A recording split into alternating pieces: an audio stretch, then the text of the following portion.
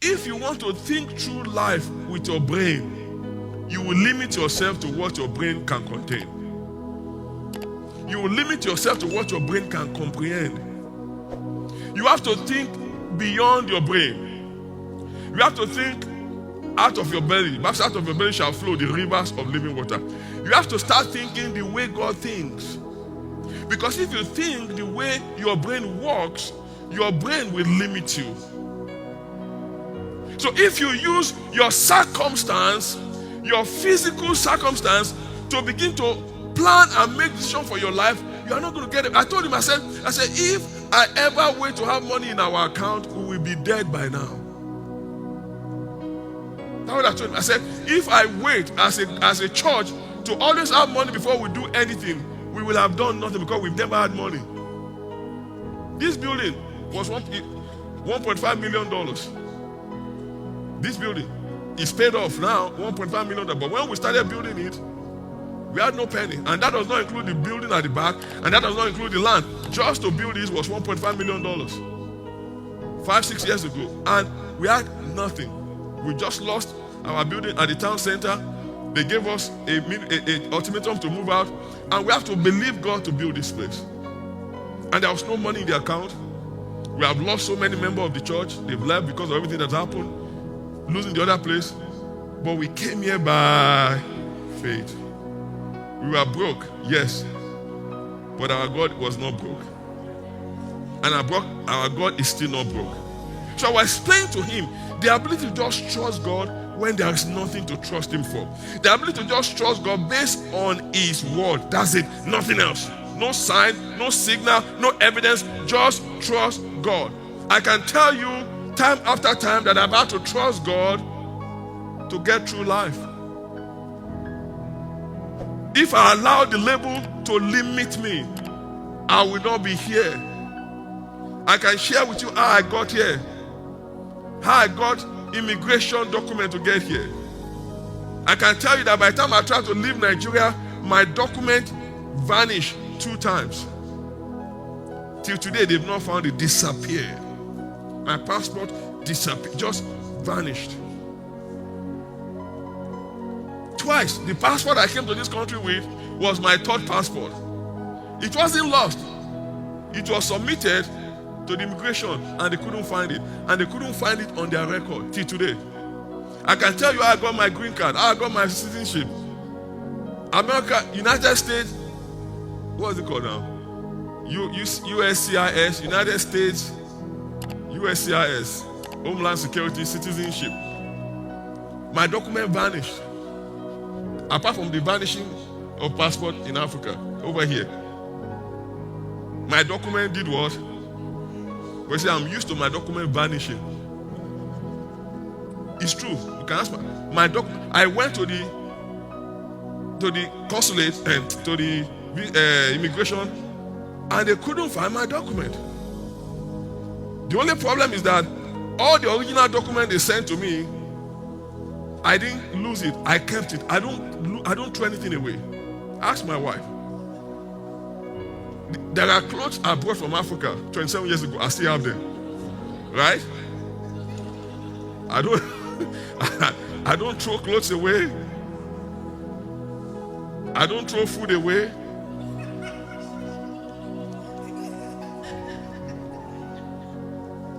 Amen. He didn't, you know. Am I saying the truth? Madam? Am I saying the truth? Are you listening to me? Okay. I don't throw anything away. So when immigration was sending me my document, I was keeping the original copy. And I have this folder that I keep all my copies. So when I went back to the immigration and they told me I don't have the document, I said I have it. He said, no, you don't have it. I said, and I'm now in immigration in their office. So they checked their document, they couldn't find me. I was nowhere to be found. So I opened my, the devil stole my document from them, but couldn't steal it from me. Because mine was covered by the blood of Jesus. So as he was deleting my document in immigration, in Africa, in the passport office, he couldn't touch the one that I carried. I'm telling the truth, so he couldn't touch the one I carried. So I had the original with me everywhere I go. So when I go to those immigration, I carry my portfolio with me. From the day I came to this country to today, I still have all the document. So when they say it's not true, I say it is true. So I brought the original. They were confused because they are looking at it and they know it's not fake. It's the original document, and I'm in the office, so I was not as if I'm right here in front of them. I'm showing them the original. Do you know what they did? Do you know that they took my original, make copies of all my original, and use their stamp and stamp it as original, and give me back the original, and they use the duplicate that they stamp as original to become their own original. I'm telling you the truth. That's how they process my citizenship, because all my documents vanished. But see, I was like David, that I faced the lion and the bear on the backside of the desert before. So now that I'm facing Goliath, it was not a big deal. I'm telling you, if you allow your situation and your circumstance to determine your next move, to determine your faith, to determine your walk with God, the devil will limit you. The devil will limit you. So you have to say, I refuse to be anything except what God said I am. It doesn't matter who doesn't like you. It doesn't matter who doesn't want you. It doesn't matter who is against you. If God is for you, who can be against you?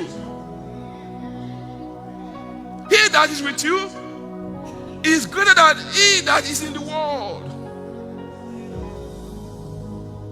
Do not let circumstances dictate your identity. Things goes up, things come down. But for a child of God, you stay up.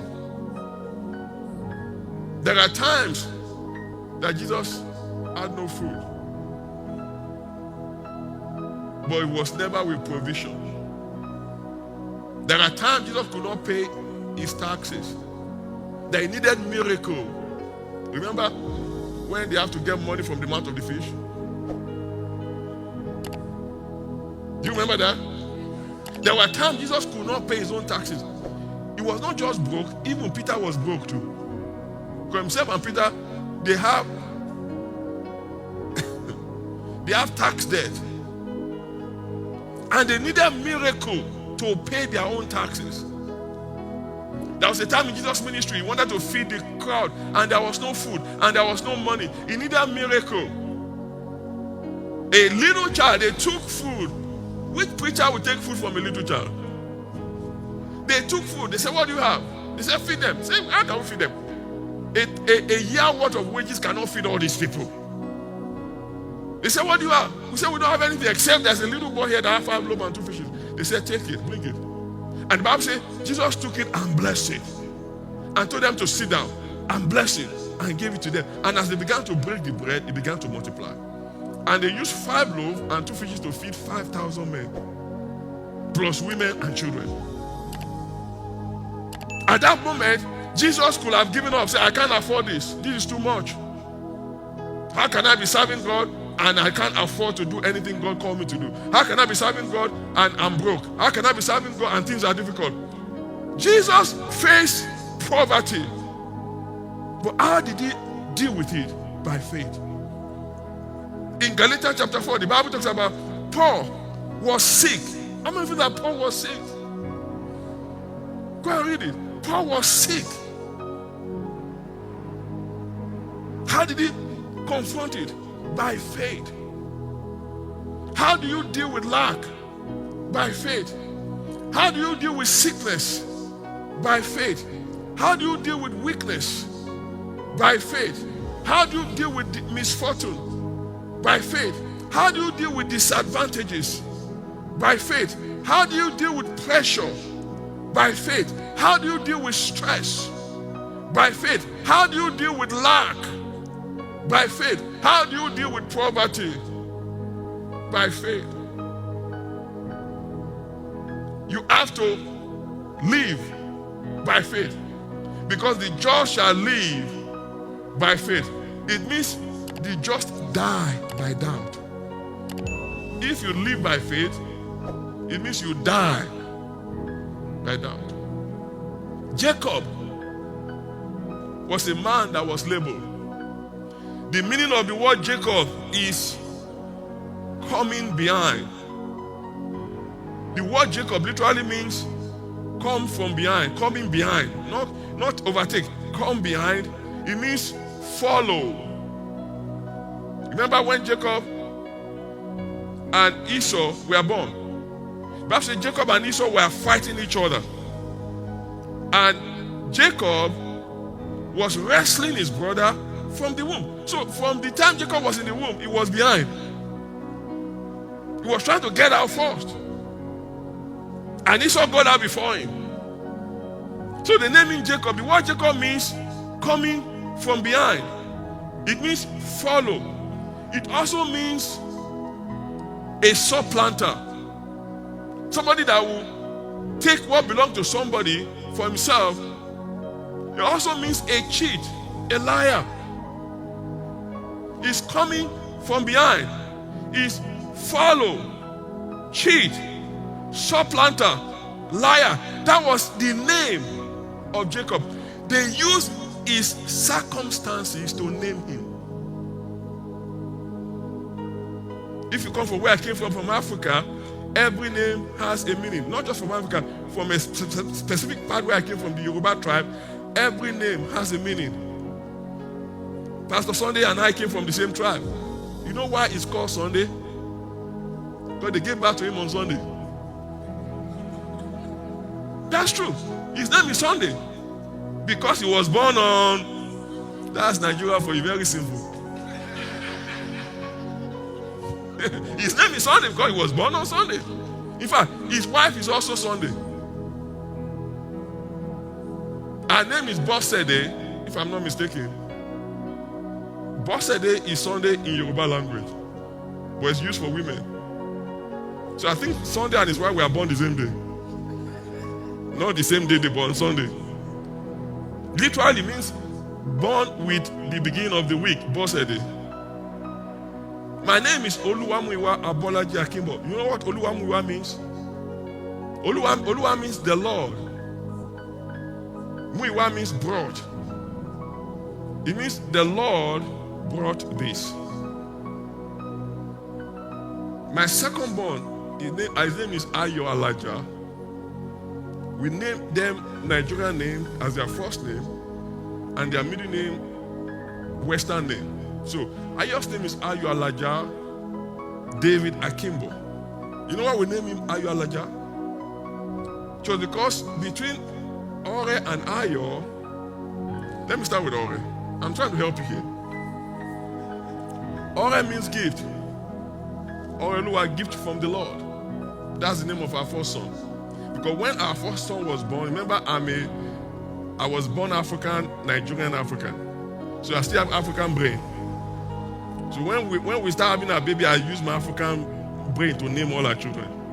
So myself and their mother, my wife, decided, okay, you give them African name, I will give them Western name. But the African name is the first name, and the Western name is the middle name. So Ore is Ore Cordell Akimbo. Ayo is Ayo Alaja David Akimbo. Shade is Shade Oluwa Grace Akimbo.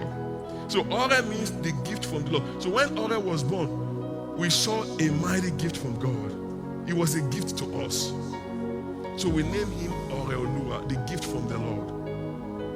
Between Ore and Ayo, my wife got pregnant and had a miscarriage. You guys don't know that. Had a miscarriage. And my wife was really hurt, was really upset. So when she got pregnant again and Ayo came, we named him the joy of our breakthrough. Because of the miscarriage, she started panicking. She went into this panic attack and she was afraid. She thought she may never be able to carry a baby anymore.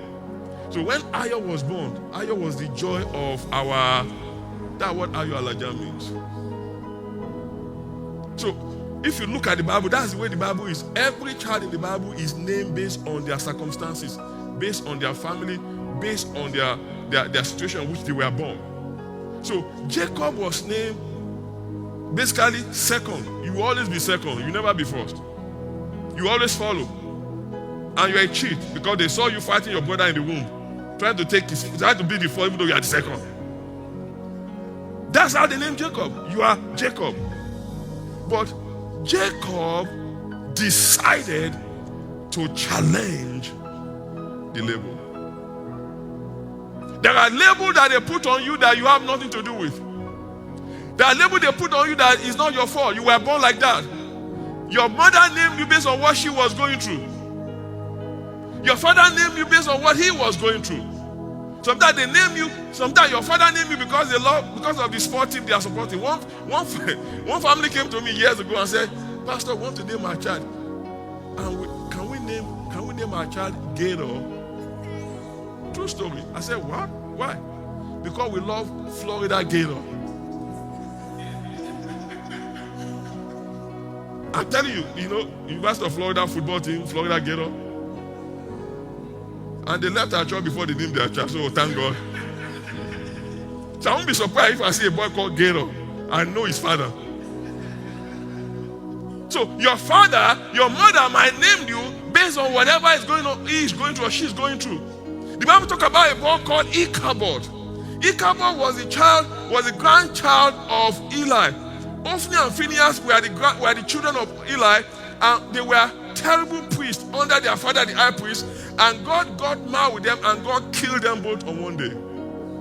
But the wife of one of them was pregnant, and while the news came that the husband was dead, she went into labor and gave birth to this child, and she died while she was giving birth to this child.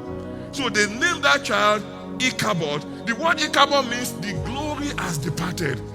Because at that moment, they lost the battle, they lost the ark of God, they lost God's presence, they lost the high priest, she lost her husband, they lost everything. And the glory of God departed from Israel, so that they named that child after the prevailing circumstance. Maybe you are named after the prevailing circumstance during your birth. Maybe your dad was going through a difficult time and he named you Mr. Difficult. Now you are laughing. Find out what your name means. There's a guy in the Bible called Jabez. You know what the word Jabez means? Sorrowful. Pain. The parents were going through pain. And when he was born, they named him after their problem. Maybe your dad named you after his problem. Maybe your mother, maybe your grandparent, maybe the state names you after their problem. And you carry that label all your life. And you wonder why nothing is working. You wonder why you're always struggling. You wonder why you're always in pain. You wonder why you're always in frustration. Maybe you are named based on your profession, like Rahab. Rahab was named based on her profession. I've not even studied what Rahab means, but they say Rahab the harlot, the prostitute. So when Jacob came to himself, when he came to maturity, he said, no, I refuse to be Jacob.